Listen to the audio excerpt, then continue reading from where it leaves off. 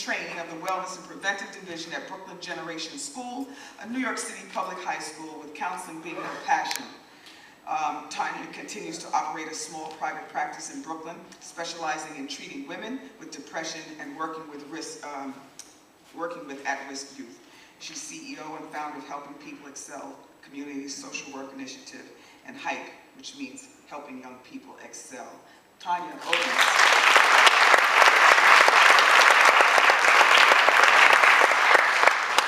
Last but not least, the Academy Award nominated film director, Mr. Lee Daniels.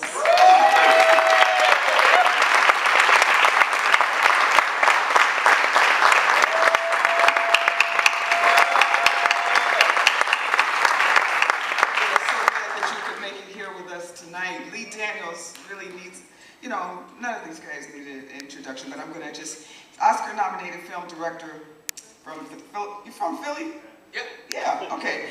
He's known for producing films that tackle such thorny issues as race, image, family, violence, and sex. Along the way, he's shown that these stories can succeed at the box office. His critically acclaimed 2002 hit Monsters Ball was not only an Oscar winner, but turned a $2.5 million production into a $31 million success. In 2009, he was nominated for the Academy Award for Best Director for his film Precious, based on the novel Push by Sapphire.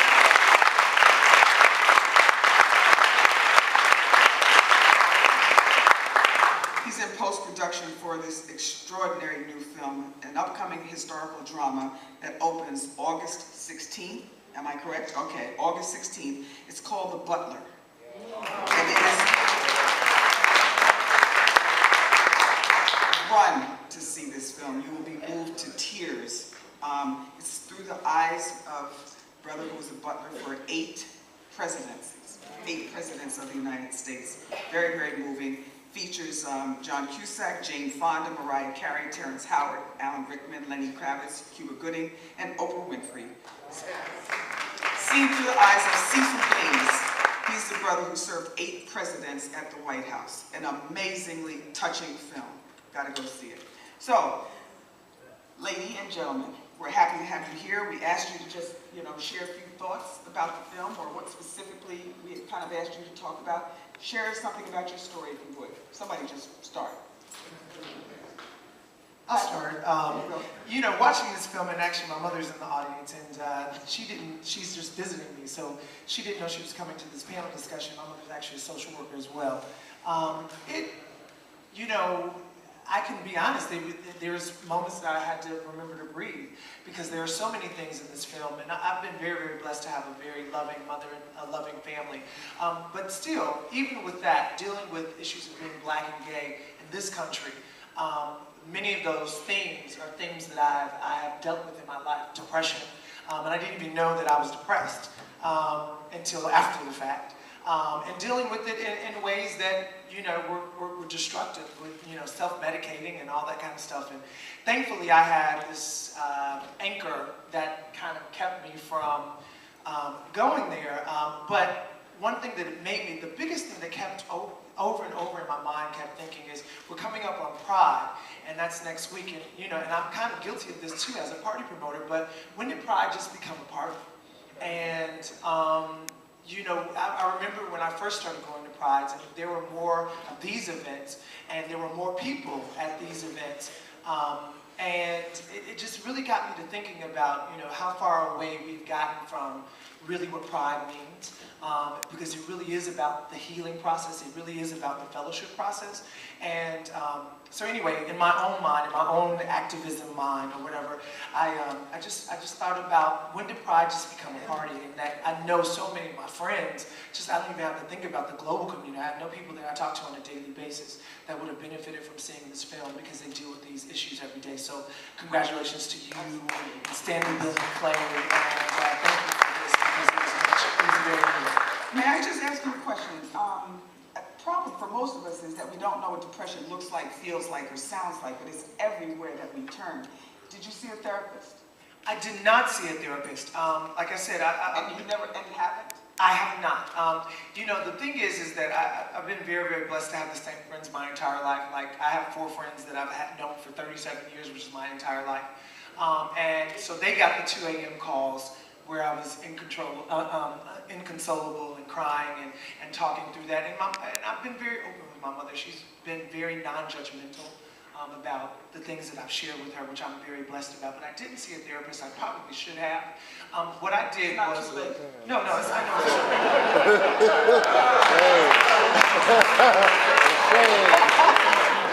I was very fortunate, and one of the things about this movie is that a lot of the times that the things that where we seek solace are contradictory. So you seek solace in church, and church is kind of something that it puts you there. You seek solace in your family, and your family puts you there too.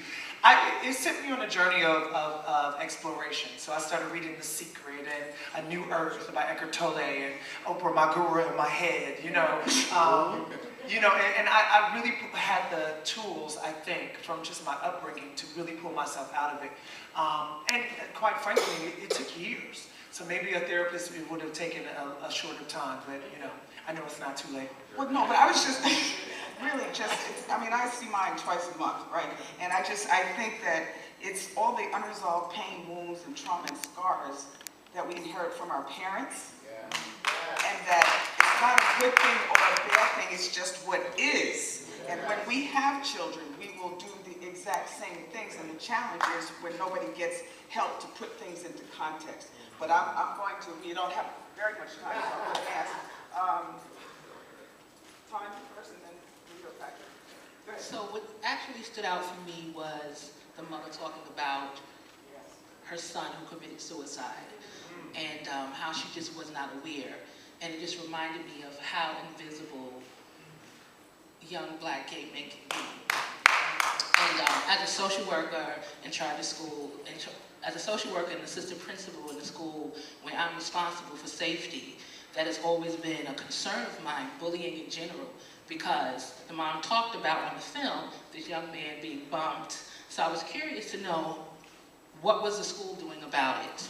Because there's a lot of it that goes on in the school, and a lot of times we just brush it under the table, just say get over it, but we have a responsibility as a school to keep all of our children safe, not just the gay dominant population. So what I would say to anyone working with children, it is very important from when you hear children being called names, when you hear children being just targeted because of their uniqueness, and they're not the minority in the school, even though kids might be joking, it's not funny. We have to stand up for them, because us not saying anything and just ignoring it because boys will be boys only reinforces that something is wrong with them, that stigma that something is wrong with them. So I'm just, as a social worker and assistant principal, committed to keeping young people safe in schools.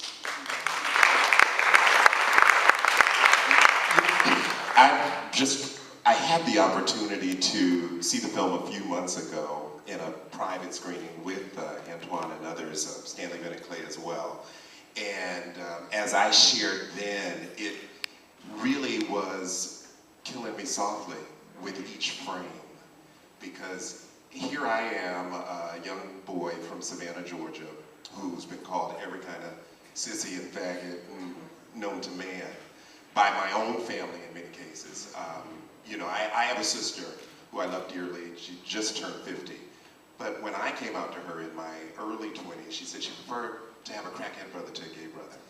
Oh, boy. She has both. Her brother's a crackhead. But that's not the point. That is not the point. The point is really that it took me time to find my voice, to find a validating voice that wasn't going to come from my core validators. And your core validator is who else but your family. So when you don't have that, as you read off my bio, it reminded me of kind of the anti-drug is overcompensation. You know, we overcompensate. We want to be the best at everything. So if we can be the best at everything, maybe they won't talk about this elephant in the middle of the room. And I reached a point where in my early 20s, when I first met Terrie Williams, in fact, promoting the personal touch and all the weight, the personal touch. I mean, really, come on, it's a Bible to me. But it helped me to understand what it is to get real and to sort of get honest and to sort of slide away from that part of ourselves that wants to be authentic and accepted as something that we are not by our families. And so over time, once I did have the opportunity to work with Oprah, I remember we did a show, When I Knew I Was Gay, for which several months after we taped it would win a GLAAD award. But I remember when I was told, I was assigned to basically interview a number of people on their stories of when they knew they were gay. It was a bunch of people, nobody was black. So I was asked if I would, and I was asked by the boss if I would turn the camera on myself and share my story. And I remembered thinking not, I want to share my story, I'm comfortable in my sexuality to share my story. I'm thinking about my family and what they're going to say.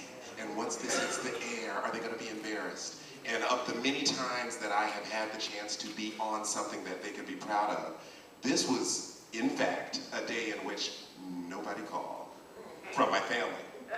And it took sort of me moving through the disappointment of that. The phone didn't ring, day 1, day 2, day 3. By day 4, I'm calling my dad to see if he saw it, to which he said, I saw it, period. And I'm saying to myself, we have to hit a mark where we begin to validate ourselves and to heal ourselves. And so what this film did for me is it showed me that I have not been alone for all the times that I thought I was alone, and that even though it didn't get that bad, it could have gotten that bad. Even though I didn't go to the therapist to discuss this issue, I went in the wake of my mom's passing in '94 at 23. My key validator was no longer in the world. And the work that I did was really around my sexuality with that therapist. So I'm just excited that there's now a tool, a reference that is creatively expressed through the docudrama, through the experts, through all of the ways in which that you lace this film together. I'm so happy that now there's this reference that we can go to and know that we're not alone. So I thank you and Stanley and all the wonderful contributors, because it helps me kind of heal hindsight, you know? I didn't see it. I came in late, y'all. But I knew the subject matter, and that's the reason why I came out to support you in this. And my assistant saw it and broke it down to me scene for scene. And here's the thing. Right after Precious, a very famous director came to me, African American, and he said, you know, you don't understand the power that you have. You're making a huge mistake, Mr. Daniels, by announcing this quote unquote, he used faggotry. And he's in the closet. And I said, faggotry. Is there such a word? Yeah. And so We use it all the time. it just brought back all this stuff for me, you know, the stuff that, you know, it took such a long time to come out of the closet. To be, you know, and you're fragile. You're very fragile, like me, like the film, like me, like Precious, you know. And so I kept thinking, is this the right thing? And I was like, you can kiss my black ass. But this director is very famous and very wealthy and is adamant that I'm making a very big mistake. And so you question yourself, you know. And but in my research for Precious, we went to, and this is the reason why I'm excited about being out and being public about being out. In my research for Precious, we went to the gay men's health crisis and to study AIDS. And I expected to walk in to see white men, you know, just a bunch of white boys, you know, Chelsea. And I walked in and there were women and kids. I felt like I was back at a welfare office or something, as a kid or a social worker or something. And you know, it was weird. It was disconcerting. And then I realized that all these women were infected with HIV. They were infected with HIV by African American men that were too afraid to talk about and come out and be out.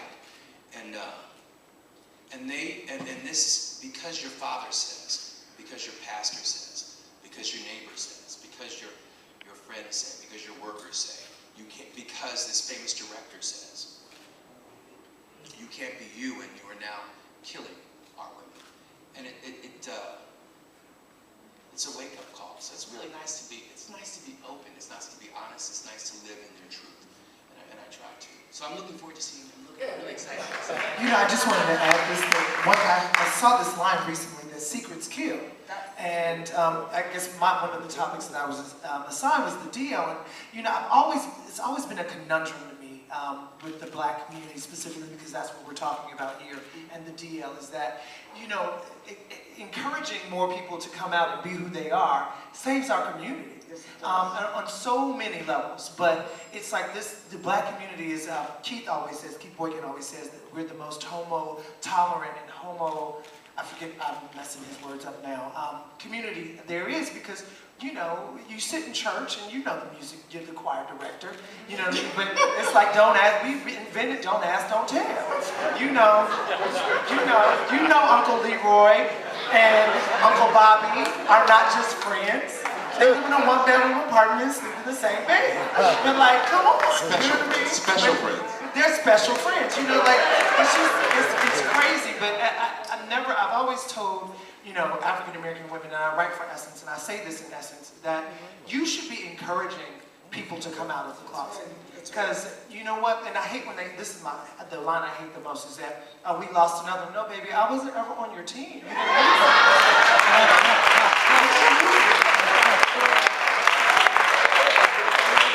I'm sorry, like you didn't lose, you know, or they'll be like, oh, you're ashamed, you're so handsome, it's a shame. Well, it wouldn't make a difference. I'm sorry. But anyway, so I was supposed to talk about the DL. That was my way. Do you just think as a race, because we always wonder why? I can't get to the bottom line as to why are we as a culture so homophobic? I'm trying to get to the why, and I think that we have to be superior to somebody. Exactly. We have to, because we have been so, you know, we are inferior. So, But there are also definitions around masculinity and what constitutes a man. I mean, you know, I mentioned the anecdote from my sister who I love. I love my sister and my brother. But I do love them despite that anecdote. But my point is, I think that we define things in some real traditional, archaic terms. Masculinity, I mean. And unfortunately, what it takes to be a man has nothing to do with who you're doing, how you're doing it, and how many babies you're having. But that is, on some level, an accepted mindset. It's an accepted lane for us to think of manhood by. And I think that is so wrong when we really think, you know, manhood is responsibility. And so often responsibility doesn't come with what I just said. So often it's authenticity. So often authenticity doesn't come with that. So it's about kind of redefining what masculinity is in the black community in particular. I think it's a big piece. I mean, even down to actors, you know. Actors, this is a statement in itself, you know. You will not find our movie stars ever playing gay. Ever. They just it's cross-dressing maybe, but not gay. Right? I mean, do you know what I mean? There's a big mama. Cross-dressing, exactly. But I mean, really being vulnerable in that capacity. They're actors, and so and you would think that they're artists and they're actors, so you think. But I think that somewhere deep down, there's this. They know, and it's some deep shit. You know? I think there's a lot of fear of when they begin to question their own sexuality. So when you're fearful, you begin to lash out at others. You're right. Yeah, but you know, I've always said something. What Lee says is that, you know, I've always said, you know, growing up, overcoming the lowest man on the totem pole syndrome, because black men are, by our society standards, at the low end of the totem pole, and then you put gay on top of it. They are allowed to say, well, you're less than I am. And so I've had to overcome that. So I kind of agree with what you're saying about this thing. And then also, Black people just don't like to air their problems. Depression in our families is not even just black men or black gay men. We just don't talk about that. It's like they said in the film, you know, you just suck it up and keep going. You know, times are hard, but we black people, we can do it. You know, it's like we don't talk about our problems in general. And it's killing us. When you can't be who you are, it's a slow death. And that's, listen, but just in terms of sexually transmitted diseases and drug abuse, I just wanted to sort of point out, I mean, what we're talking about is a part of why this doesn't get communicated. You know, we're so busy concerned about maybe what people think of us and what our families think of us, and none of what they think of us should have anything to do with us, that by the time we do get to our doctors, if we get to our doctors, we're not telling them the truth, you know? And I get a giggle sometimes when I go to the doctor and I'm telling them everything I did, check it off, because I want to be able to get a proper diagnosis. You know, I want to be able to know what it is. How am I going to go there inauthentic and walk out with the proper, you know, the proper things that are going to keep me right, keep me healthy. So I just think that's another big piece to reinforce, is that we have to get honest with ourselves, and getting honest with ourselves is really being honest to our doctors, being honest when maybe we're turning the use of something recreational into something abusive, and being able to acknowledge that and get help for it. And getting help for it is being honest with yourself. It doesn't require the validation of your family if they don't accept you. It doesn't require the validation of the public and their thoughts of what a black man should be. You should validate yourself, and I should validate myself. Okay, listen, we have just about another 10 minutes here. Does anyone have a question, a quick question, or something that you would like to share? Is there anybody here who's never acknowledged that they were gay publicly? You know how they say, Who's coming out? Who's coming out with me tonight? no, but you know what? You know,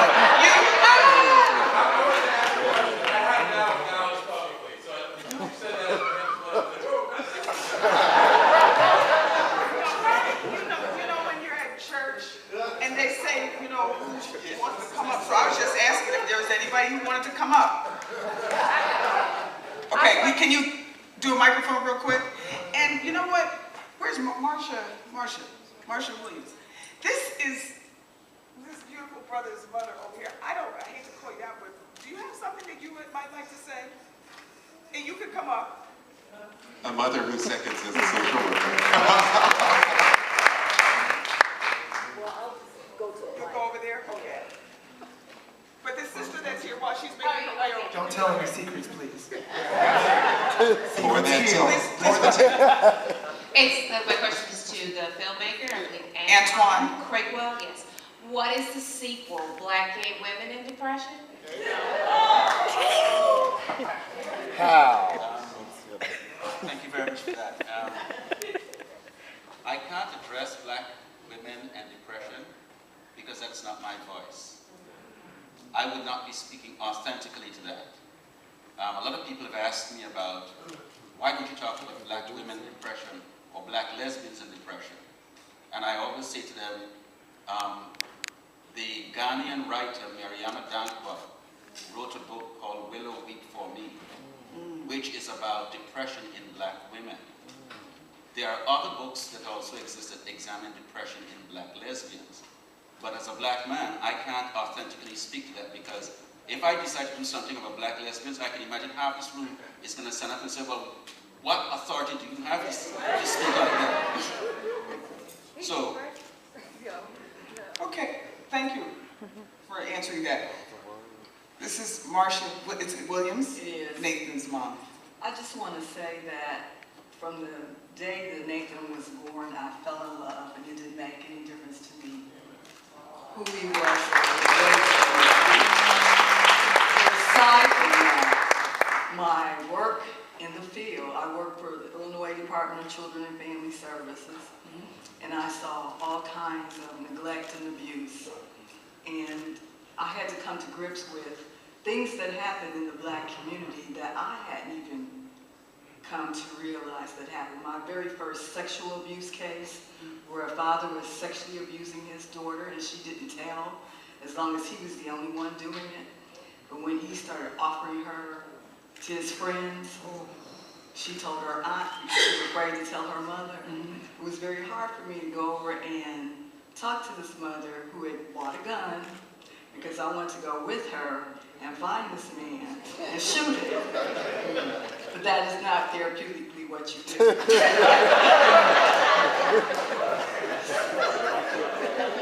So, you know, having seen all of that, this was just another level.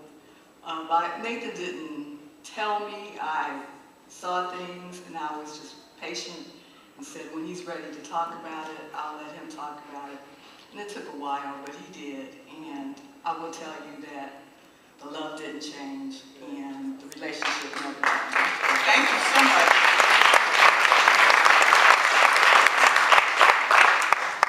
Good evening. My name is Mark. I was so moved to the point where I'm trying to just make sure I can keep it all together over here. Let the tears flow. It's very healthy. No, seriously, I mean that. It's very healthy. 5 years in therapy, once a week, still working on it all. I'm an assistant principal of a public high school.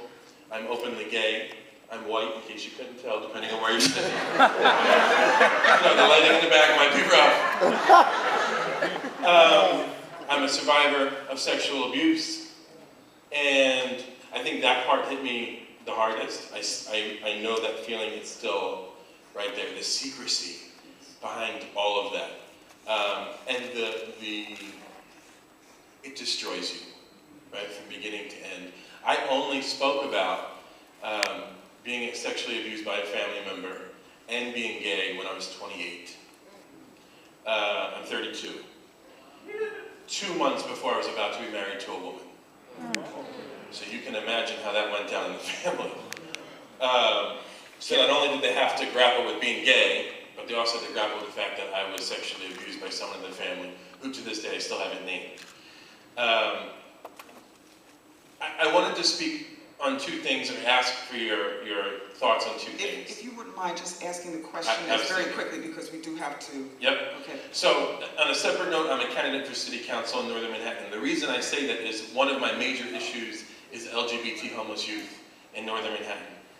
And I have found that specifically the gay white culture and the black gay culture are very separate. They're separate in the clubs, they're separate in the community, they're separate everywhere we go. And when I speak about needing support uptown for the LGBT homeless youth of color, I'm ignored by my white friends, right? That's not their issue, they don't live there, it's not their problem. How do we get the black community motivated, moving, and going? And how do we build the bridge to the white gay community that we're all one? That's interesting.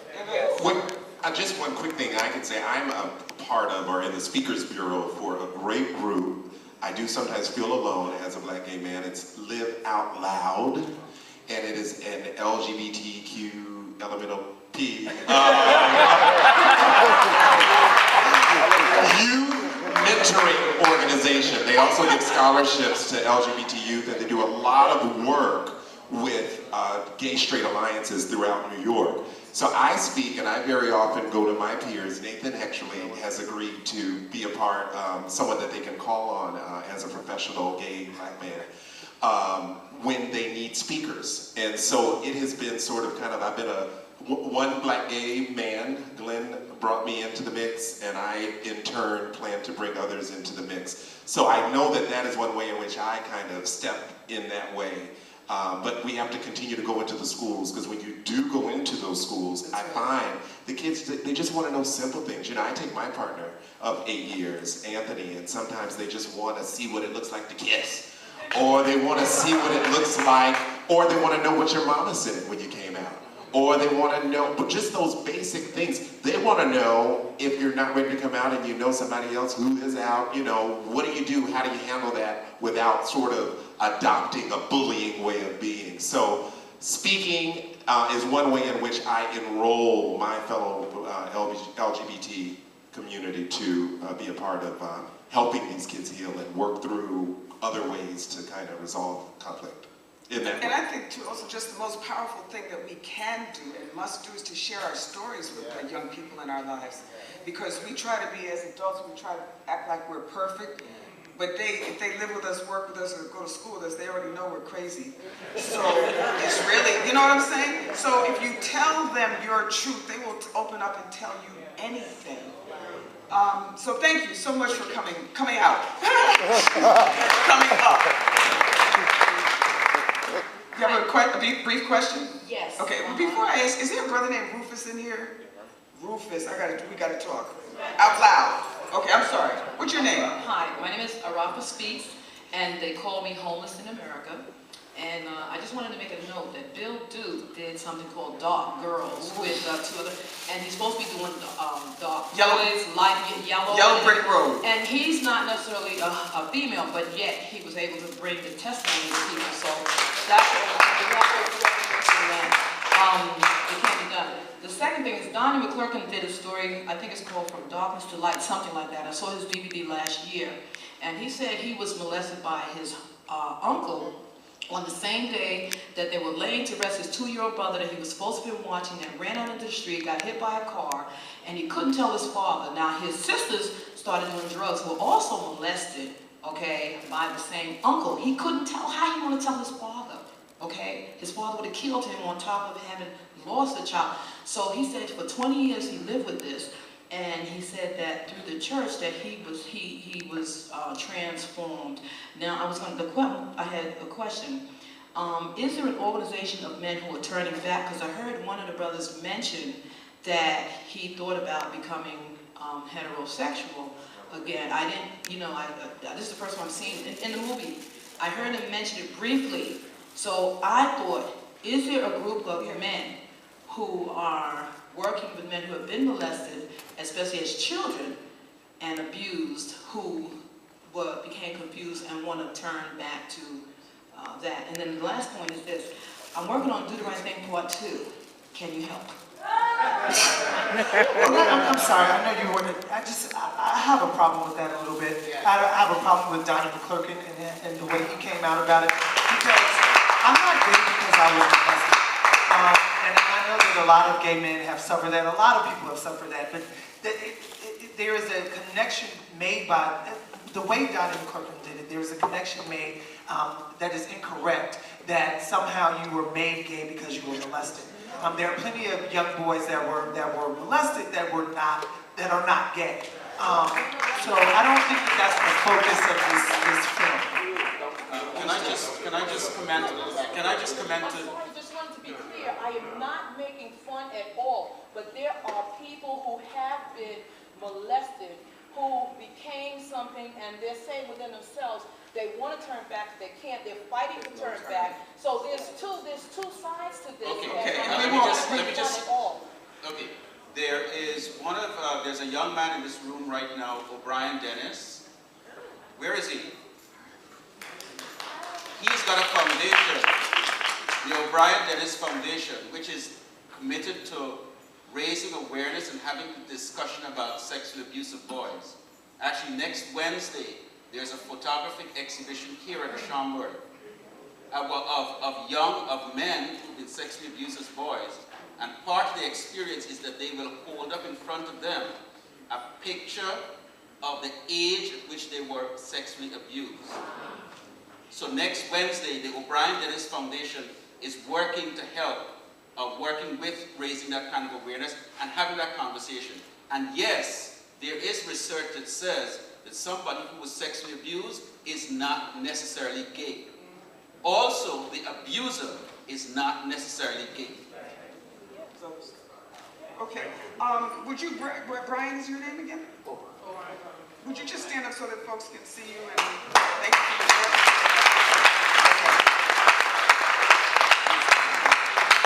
I want to just acknowledge this brother Rufus. We have never met. Stand up, Rufus. I met Rufus's mother about 3 weeks ago in Syracuse. She had asked me to come and speak. And she is very, very proud of her son, where he went to college and went to the Sorbonne. And then she said, but he has sexual issues. So I said, oh, you mean he's gay? She said, yeah. And it was so, I was telling Rufus that it was deep because you could tell that she was free. It's the first time she ever said, I was like, oh, okay, he's sexual issues. That meant he was gay. That's what I thought. And then two people that she had worked with for a number of years happened to walk over to the table, and then she says, my son is gay. And I just thought, what an amazing moment that was for her to be free to say, because she was talking about how wonderful you were, but he's got sexual issues. Do you know what I'm saying? So I just wanted to just, and she invited him to this here. So.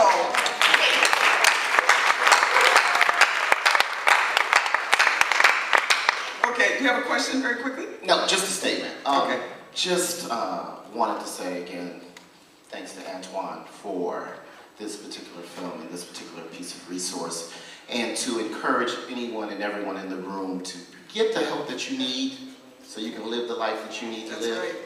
I am a poster child for therapy and went into it very hesitantly.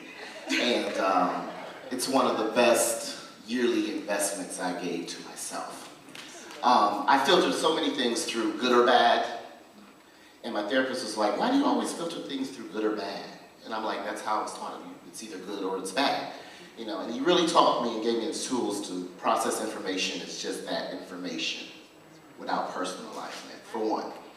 And then for two, you know, how we filter things.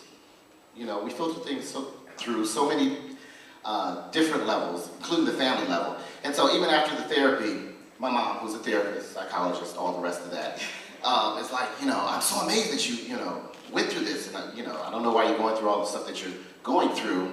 And it was mainly because of her. You know, I didn't tell her about the conversations.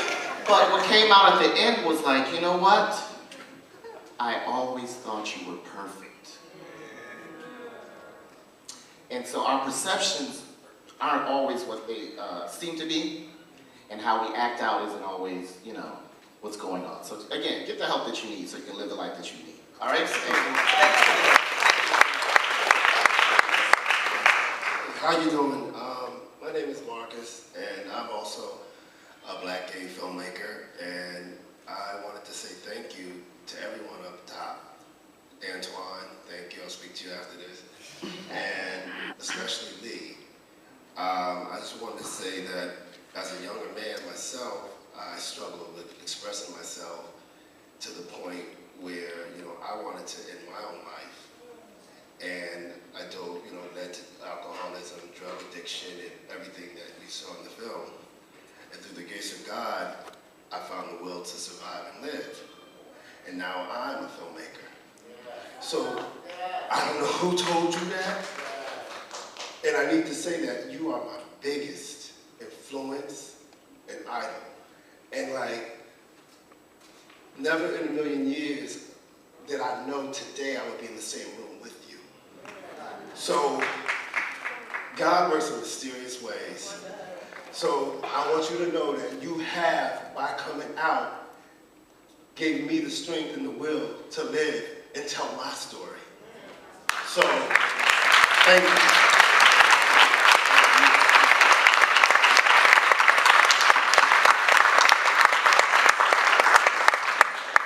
Sorry, I had to take up the last. No, it's okay, go ahead. As he just said, God works in mysterious ways. I'm 48, and this film really inspired me. I mean, I choked up tonight. One of my best friends took me here. When I was 8 years old, I was sexually molested at the hands of a family friend. And this is a year after coming up from Jamaica, after being abused by my aunt for 3 years straight. So to come here at age 7, 8, and be sexually molested by a family friend, I blocked it out for 10 years. Didn't speak about it until my high school graduation. And when I did, it was, oh, let me go see what he says. Oh, he says you're lying. We never spoke about it when I was 18 up until 1997. My first day at work, I heard that voice. And I worked with this man for 10 years. 10 years, and didn't say one word until he bought his grandchild. And I looked up and I prayed to God. I said, God, please let him not touch that little girl. She was 5 years old. 3 years later, I got a call that his son-in-law was beating his ass in Mount Vernon, on Mount Vernon Avenue. And I said, why? Was he molesting that little girl? They said, how'd you know? Wow. To this day, my heart is aching for that little girl who's 15 now. So today is Tuesday, June 18th. Last week, Tuesday, I finally confronted that monster.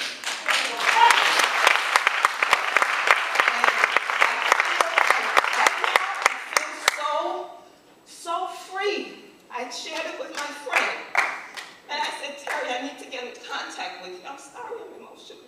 Okay. I have to get in contact with her because I want to share my story with her.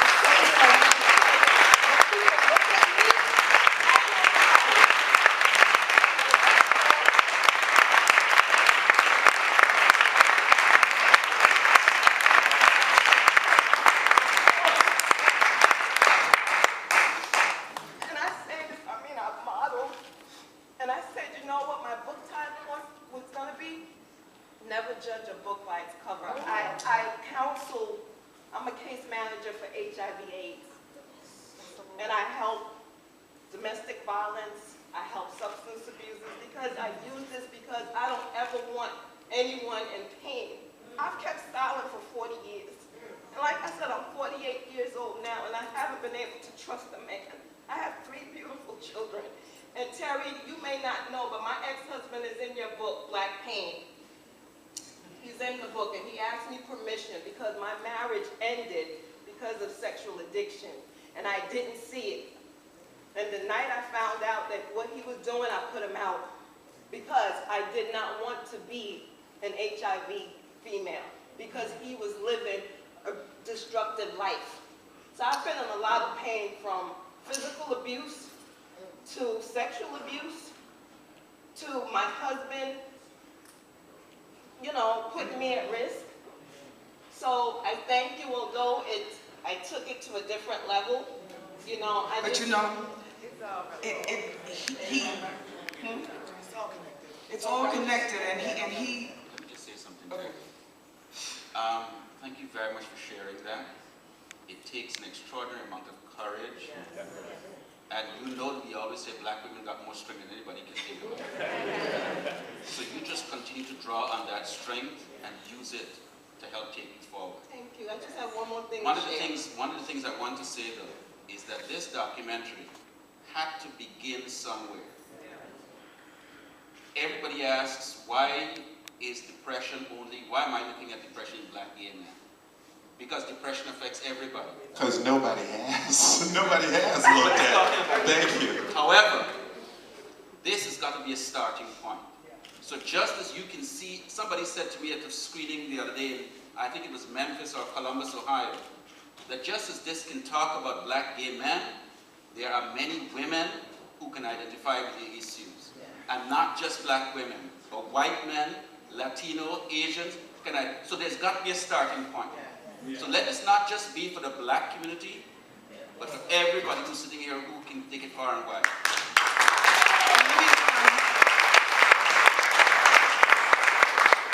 There's nothing new under the sun. When you share your story with someone else, it's turning the mess into your message.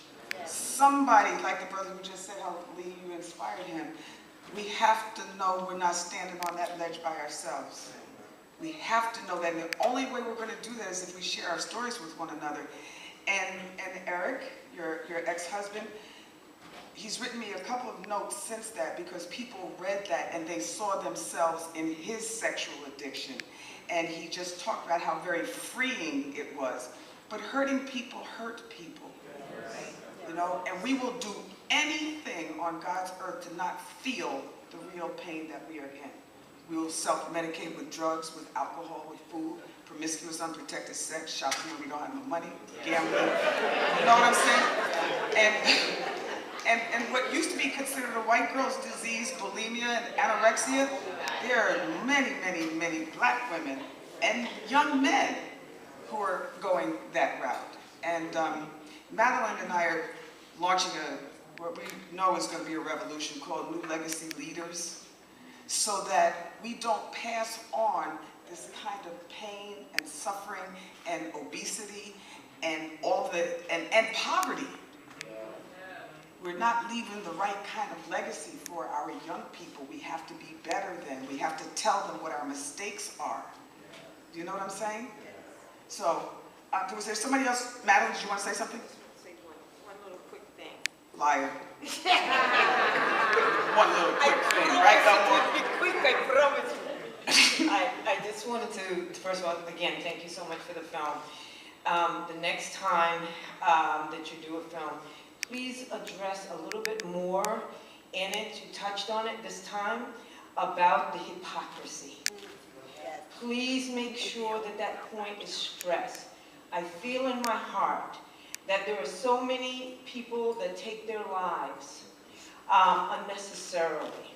Sometimes people turn a blind eye, but they're really not blind. They know exactly what's going on. And so we have to encourage mothers and others who are in the family to actually be brave enough to put the children first. If they come to them and they say, someone is abusing me, to actually please listen to them and not take the side of the adult in the home that may be abusing them.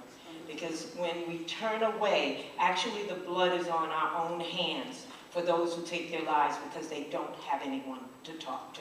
We should be there. Can I just say this? We have a bunch of budding writers, filmmakers. That's what encourages all of us to make art. If you feel like there is a void and missing, and you have a story, and you have a voice, and you have something to say, take it upon yourself to put, because this is this man's voice. And that's what makes art truly authentic, is what you said is the truth. Is he can only express his art from his voice, from his perspective. But if you have a voice that you think is missing, take it upon yourself to go out there and put that voice into the world, because that's what really art is. So, ladies and gentlemen, we hope, all of us, is our fervent hope and prayer that you do not walk out of here the same way that you came in. All that's required for the triumph of evil is that good men remain silent and do nothing.